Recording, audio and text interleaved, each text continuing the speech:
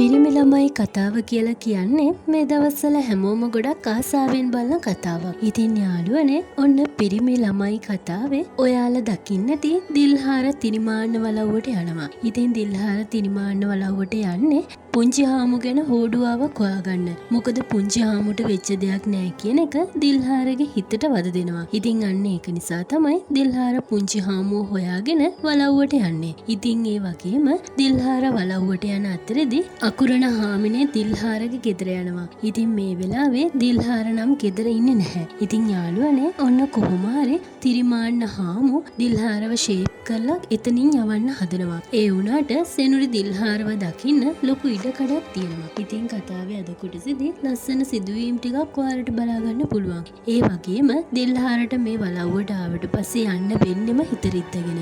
ඉතින් යාළුවනේ ඔන්න අද කොටසේදී දිල්හාර හිතරිද්ද ගන්න විදිය ඔයාලට බලා ගන්න පුළුවන්. ඉතින් මේ කතාව ගලාගෙන යන්නේ මෙන්න මේ විදියට. ඉතින් මේ කතාව ගැන ඔයාලගේ අදහස පහලින් කමෙන්ට් එකකින් දාගෙන යන්න අමතක කරන්න එපා. ඒ වගේමයි ඔයා තවමත් අපේ channel එක subscribe කරලා නැත්නම් channel එක subscribe කරන්න කියලාත් පුංචි ඉල්ලීමක් කරනවා. එහෙනම් අදට මම ගිහින් එන්නම්. ඔයාලා හැමෝම පරිස්සමෙන් ඉන්න.